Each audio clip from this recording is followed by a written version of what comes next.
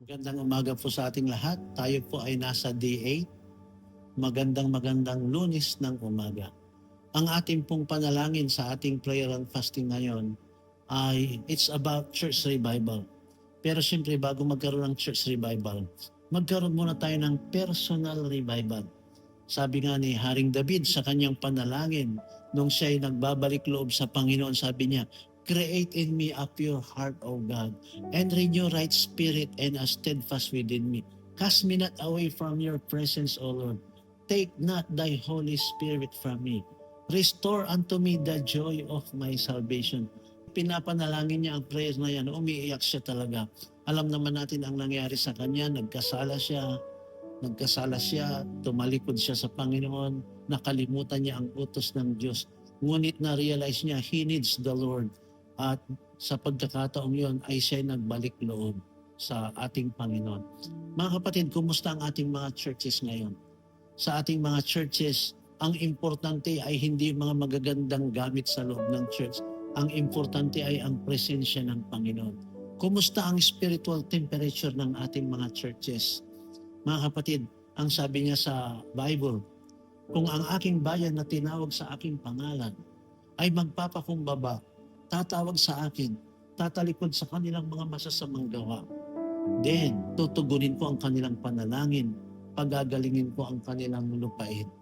So ganyan po ang Panginoon kapag nakita niya yung mga pusong nagpapakumbaba, ano mang nanghihina, palalakasin niya, ano mang namamatay ay kanyang bubuhayin. At yan ang kailangan natin ngayon. Sad to say, may mga churches din na nanghihina talaga. Sad to say na may mga churches na that they need revival. Sabi nga niya sa Bible, "Will you not revive us again, that your people may rejoice in you?" I-revive mo kami. Tayo ho ba ay nangangailangan ng revival? Kumusta ang inyong spiritual temperature? In love pa ho ba tayo sa Panginoon? Spiritual revival na yan na mag-uumpisa sa ating mga personal na revival, magmamanifest talaga. Mga kapatid, I pray and I declare na ang ating mga simbahan mapupuno ng presensya ng Panginoon. At kapag napuno ng presensya ng Panginoon, mapupuno din ng mga tao. At marami ring magagawa para sa kaluwalhatian ng Panginoon. At ang mga anak ng Diyos na umaatin sa church ay nai-enjoy nila ang presensya ng Panginoon. Lumalakad sila sa kabanalan ng Panginoon at sila ay may takot sa Diyos at nandyan ang totoong pagmamahalan.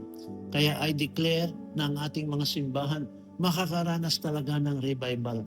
Secondary lang po yung revival na napupuno ng tao.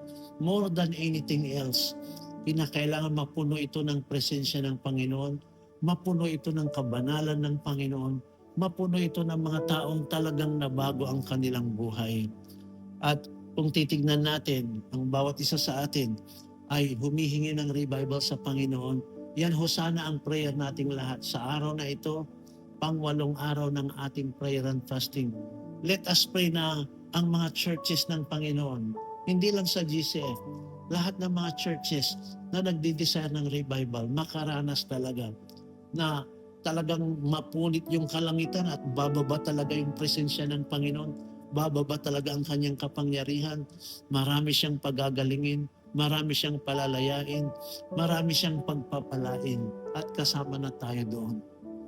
Nawa ang ating nararamdaman sa ating puso, wala sanang dryness, walang heaviness, walang tiredness, walang weariness, walang loneliness, kundi ang mararanasan natin ay the fullness of the Holy Spirit. Yung bang talagang kapag revive ang isang church, talagang makikita mo ang tagumpay ay magmamanifest sa kanilang buhay. Kaya I just declare, bawat isa sa atin ay lumakad doon sa personal renewal at saka church revival. I declare na ang bawat church na nakikinig ngayon, pagpapalain ng Panginoon. Kikilos tayo sa revival. We are praying for the last, the final, and the most powerful revival of all. Bago dumating ang Panginoon, may matinding revival. And there's going to be a big harvest time para sa ating lahat. Kaya, mga people of God, please prepare your hearts for the coming revival. Ngayon pa lang, mag-move na tayo sa revival ng Panginoon. Amen. Amen.